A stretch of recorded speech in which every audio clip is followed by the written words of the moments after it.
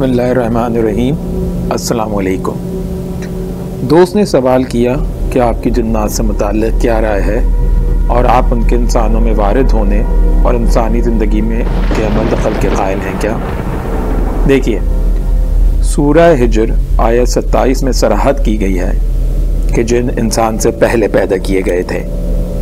اسی بات پر قصہ آدم و ابلیس شہادت دیتا ہے جو قرآن میں 7 مقامات پر بیان ہوا ہے، اور ہر جگہ اس سے یہ ثابت ہوتا ہے کہ انسان کی تخلیق کے وقت ابلیس موجود تھا۔ نیز سورہ کہف آیت 50 میں بتایا گیا ہے کہ ابلیس جنوں میں سے ہے۔ جنات کو دیکھنے کے حوالے سے احادیث مبارکہ میں اتنا ذکر ملتا ہے کہ نبی کریم صلی اللہ علیہ وآلہ وسلم نے اچھے اور برے جنات کو دیکھا۔ اسی طرح اللہ کے نبی صلی اللہ علیہ وآلہ وسلم نے اس حوالے سے یہ بھی فرمایا کہ رات کو اپنے برتن ڈھک دیا کرو، مشکیزیں کس لیا کرو اور دروازے وغیرہ بند کر کے اپنے بچوں کو اپنے قریب رکھا کرو۔ ان احادیث سے یہ تو پتہ چلتا ہے کہ جنات انسانوں کی دنیا میں رہتے بستے ہیں، جیسا کہ بخاری و مسلم میں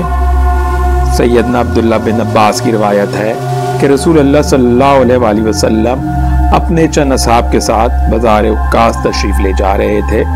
راستے میں نخلا کے مقام پر آپ صلی اللہ علیہ وآلہ وسلم نے صبح کی نماز پڑھائی۔ اس وقت جنوں کا ایک گروہ ادھر سے گزر رہا تھا۔ تلاوت کی آواز سن کر وہ ٹھہر گیا اور غور سے قرآن سنتا رہا۔ اسی واقعے کا ذکر سورہ جن میں کیا گیا ہے۔ نجومیوں اور جوتشیوں کے حوالے سے بتایا گیا کہ جنات فرشتوں سے خبریں اچک کر ان جوتشیوں کے کان بھرتے ہیں جو ان خبروں میں اپنی طرف سے بہت سا جھوٹ ملا کر خلق خدا کو سناتے ہیں، یا پھر جنات اپنی طرف سے جھوٹ ملا کر ان کاہنوں کے کان بھرتے ہیں۔ اسی طرح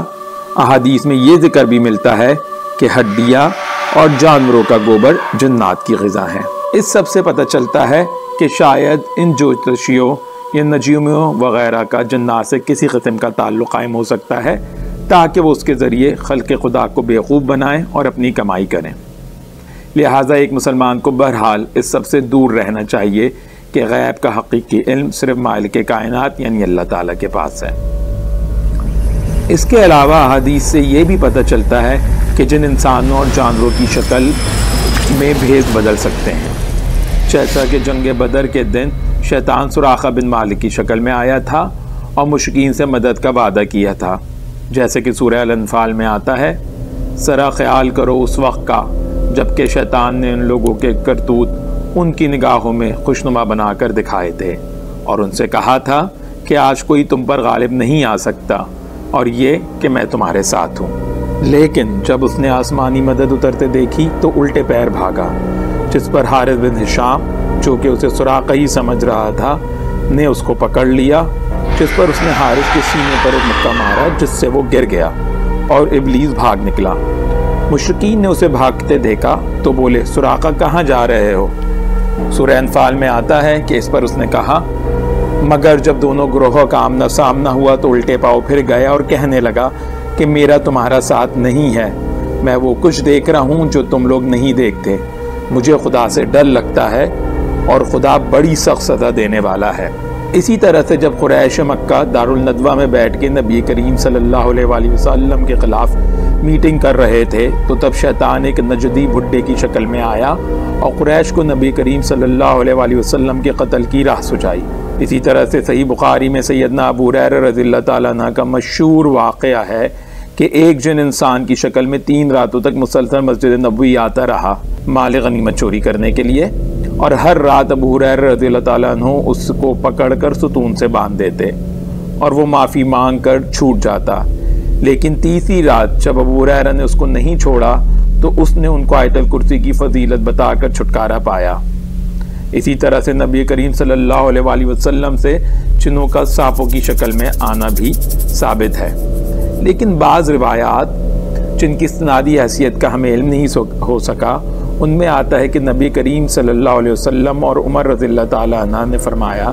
کہ بھیس اور شکل بدلنے والے جن جادوگر جن ہوتے ہیں اور وہ جادوئی کلمات کے ذریعے اپنے ناظر یعنی دیکھنے والے کی آنکھوں پر جادو کرتے ہیں، جن کی وجہ سے وہ جن ان کو اپنی اصلی شکل کے بجائے کسی اور شکل میں نظر آتے ہیں،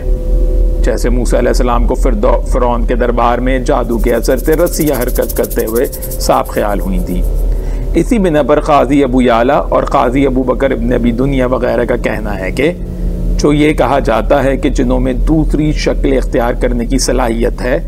تو اس کا مطلب یہ ہوتا ہے کہ ان میں اس بات کی صلاحیت ہے کہ وہ قوت متقیلہ کو اس طرح کر دیں جس سے صورت اپنی حقیقت سے بدلی ہوئی نظر آئے اور دیکھنے والے کو ذہنی طور پر یہ محسوس ہو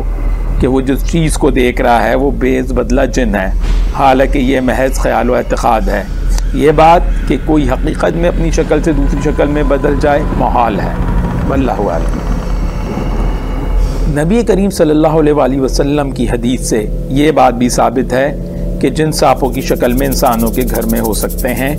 اور اگر کسی کو اپنے گھر میں کوئی سانپ نظر آئے تو اس کو 3 مرتبہ اپنے گھر سے نکلنے کو کہے۔ اگر وہ مسلم جن ہوگا تو چلا جائے گا، اور اگر 3 مرتبہ کہنے کے بعد بھی وہ نہیں گیا تو وہ سرکش جن ہوگا یا اصل میں سانپ ہوگا، لہذا اسے مار دینا چاہیے۔ اسی طرح سیدنا ابو سعید خدری رضی اللہ تعالیٰ عنہ سے صحیح مسلم و موطا امام مالک میں ایک اور روایت ہے کہ غزوہ خندق کے موقع پر ایک صحابی نے اپنے گھر میں ایک سانپ کو دیکھا تو اسے نیزہ مار دیا، جس پر اس سانپ نے بھی ان صحابی کو مرتے ہوئے ڈس کر شہید کر دیا۔ جب نبی کریم صلی اللہ علیہ وآلہ وسلم کو اس واقعے کا علم ہوا تو آپ صلی اللہ علیہ وآلہ وسلم نے فرمایا، مدینے میں کچھ جنات رہتے ہیں جو اسلام لا چکے ہیں، اگر تم لوگ ان میں سے کسی کو دیکھو تو 3 دن یا 3 مرتبہ تک اسے نکلنے کا کہو، اس کے بعد نظر آئے تو مار ڈالو، اس لیے کہ وہ شیطان ہے۔ اس حدیث سے اوپر بیان کیے گئے قاضی ابو یعلا اور قاضی ابو بکر ابن ابی دنیا کے موقف کا غیر صحیح ہونا ثابت ہوتا ہے، کیونکہ یہ حدیث صراحت سے ثابت کرتی ہے کہ جن سانپوں کی شکل اختیار کر سکتے ہیں، کیونکہ اگر یہ جادو ہوتا تو مسلم جن کبھی جادوگر نہیں ہو سکتے اور جادو کے زور سے سانپ نہ بنتے، اور نبی کریم صلی اللہ علیہ وآلہ وسلم کو یہ کہنے کی ضرورت نہ پڑتی کہ ان سے 3 دفعہ نکل جانے کا کہو۔ حدیث میں یہ بھی آتا ہے کہ جن انسانوں کی دنیا میں بستے ہیں، جیسے کہ صحیح بخاری کی بعض روایت میں ہے کہ نبی کریم صلی اللہ علیہ وسلم کے پاس جو جن آئے تھے ان میں سے بعض ملک یمن کے نصیبین نامی شہر سے تعلق رکھتے تھے۔ یہ نصیبین شہر کے جنوں کا وفد ہی تھا جن کے لیے نبی کریم صلی اللہ علیہ وآلہ وسلم نے اللہ سے دعا کی تھی کہ جس ہڈی اور گوبر سے وہ لوگ گزریں وہ ان کے لیے خوراک ہو جائے۔ اسی طرح سیرت کی کتابوں میں عمر بن عبدالعزیز، عبداللہ بن مسعود اور دوسرے صحابیوں اور تابعین سے انسانی آبادی میں زخمی یا مردہ پائے گئے سانپوں کو دفنایا جانے کا ملتا ہے، چونکہ یہ کام ان کو جن سمجھ کر کرتے تھے۔ اگرچہ ان واقعات کی استنادی حیثیت کے بارے میں ہم کچھ نہیں کہہ سکتے کہ کس قدر معتبر ہیں، لیکن اگر یہ صحیح ہوں تو ان سے جنوں کا انسانی آبادی میں رہنا اور سانپوں کی شکل میں آنا ثابت ہوتا ہے۔ البتہ قرآن سے یہ بات ثابت ہے کہ کوئی انسان جنوں کو ان کی اصلی صورت میں نہیں دیکھ سکتا، جیسا کہ سورہ اعراف آیت نمبر 27 میں باللفاظ صریح یہ کہا گیا ہے کہ جن انسانوں کو دیکھتے ہیں مگر انسان ان کو نہیں دیکھتے۔ آیت کے الفاظ ہیں، وہ اور اس کے ساتھی تمہیں ایسی جگہ سے دیکھتے ہیں جہاں سے تم انہیں نہیں دیکھ سکتے، یعنی اگر کوئی کسی جن کو دیکھے گا بھی تو وہ اس کو اس کی کسی اختیار کی بھی شکل میں ہی دیکھے گا، جیسا کہ کسی انسان یا کسی سانپ کی شکل میں، اس کی اصلی شکل میں نہیں۔ اب جہاں تک یہ بات رہی کہ کیا جن انسانوں کے اندر حلول کرتے ہیں کہ نہیں، تو ہماری رائے میں جنات کا عمل دخل انسان کے دل و دماغ میں وسوسہ ڈالنے کی حد تک یا پھر شاید بیرونی طور پر نظری فریب کے ذریعے اسے ڈرانے دھمکانے تک محدود ہے، گو ہمارے حوالے سے کوئی ذاتی تجربہ یا مشاہدہ نہیں۔ البتہ ہم جنات کے انسانی جسم پر قبضہ کر لینے کے تصور کو حقیقت نہیں مانتے، کیونکہ ایسی کوئی واضح مثال یا دلیل ہمیں قرآن و حدیث میں نہیں ملتی، اور ویسے بھی اگر انسان اشرف المخلوقات ہو کر بھی اتنا بے بس ہو جائے تو قیامت کے دن اپنے ہر غلط کام کے لیے شیطان کو مورد الزام ٹھہرا کر خود بری الذمہ ہو جائے گا۔ اسی لیے اللہ تعالیٰ نے شیطان جو کہ ایک جن تھا اسے بھی قیامت کے دن تک محض اتنی اجازت دی کہ وہ انسانوں کو بہکائے، ان کے دلوں میں وسوسہ ڈالے اور انہیں گمراہی پر اکسا کر اللہ کی راہ سے ہٹانے کی کوشش کرے۔ ایسی بہت سی کوششوں میں جہاں وہ کامیاب ہوتا ہے، وہیں چند اللہ کے بندے ایسے بھی ہیں جن کے حوالے سے اسے ناکامی کا منہ دیکھنا پڑتا ہے۔ لیکن سوچئے، اگر شیطان جسم اور دل و دماغ پر قبضہ ہی کر لے گا تو انسان محض کاٹ کا پتلا بن کر رہ جائے گا، اور اس کے بعد ہر برا عمل تو شیطان کا ہوگا، جس کے لیے انسان کیوں کر قیامت کے دن جواب دہ ہو سکتا ہے۔ لیکن ایسا نہیں ہے۔ اگر شیطان کو اللہ کی اجازت کے ساتھ اتنا اختیار حاصل ہے تو دیگر جنات کا دائرہ عمل اس سے زیادہ نہیں ہو سکتا۔ لہٰذا ہمارے ہاں یہ جو جن نکالنے کا کام کیا جاتا ہے، جس میں مختلف فرقوں اور پیر و فقیروں کے ساتھ ساتھ بعض اہل علم بھی شامل ہیں اور تعویذات وغیرہ یا دیگر طریقوں سے جن نکالنے کے مختلف ٹوٹکے مہیا کرتے ہیں، ہماری رائے میں اس سب میں کوئی حقیقت نہیں۔ اس کی دلیل یہ ہے کہ نبی کریم صلی اللہ علیہ وآلہ وسلم نے جن اتارنے کے عمل کو شیطانی عمل کہا، جیسا کہ ابو داؤد کتاب الطب کی روایت میں آتا ہے۔ حالانکہ اسی جگہ آپ صلی اللہ علیہ وآلہ وسلم نے جادو اور دوسری بیماریوں کے لیے دم بتائے، تو کیا وجہ ہوئی کہ آپ صلی اللہ علیہ وآلہ وسلم نے جن اتارنے کے لیے کوئی دم یا دعا نہیں بتائی،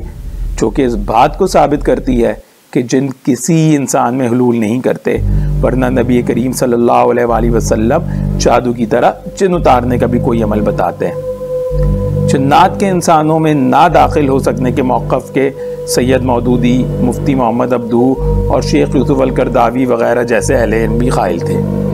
جنات وغیرہ کا گھروں پر قبضہ کر لینا، جیسے عموماً آصف کا سایہ ہونا کہا جاتا ہے، اس حوالے سے ہمارا علم محدود ہے، کیونکہ کوئی ذاتی مشاہدہ نہیں اور نہ ہی کسی حدیث میں اس کا ذکر نظر سے گزرا۔ واللہ عالم، ہو سکتا ہے کہ ایسا ہوتا ہو، البتہ جو بات عموماً مشاہدے میں آتی ہے وہ یہی ہے کہ ایسے واقعات میں انسانوں کے ملوث ہونے کا امکان جنوں سے زیادہ ہے۔ جیسا کہ ہمارے ہاں اگر کسی خاندان میں پراپرٹی وغیرہ پر جھگڑا ہو تو اس گھر یا مکان کو آصف زدہ قرار دے دیا جاتا ہے۔ اسی طرح جادو اور جنات کے تصورات کو آپس میں مکس بھی کیا جاتا ہے۔ جادو یقیناً برحق ہے، لیکن جادو ہونے کا مطلب یہ نہیں کہ کسی جن کو آپ کے اندر حلول کروا دیا گیا ہے۔ یعنی اگر اس سب کے لیے جنات کی مدد لی بھی جاتی ہے تو اس کے نتیجے میں ہونے والے جادو کا اثر بھی اتنا ہی ہوتا ہے کہ انسان بے یقینی کی کیفیت میں مبتلا ہو جاتا ہے یا بھولنے لگ جاتا ہے کہ یہی باتیں احادیث سے ثابت ہیں۔ جادو کے حوالے سے نبی کریم صلی اللہ علیہ وسلم سے سورہ فلق اور سورہ ناس کی تلاوت کر کے اپنے ہاتھوں پر پھونک مارنا اور پھر انہیں اپنے جسم پر پھیل لینا ثابت ہے۔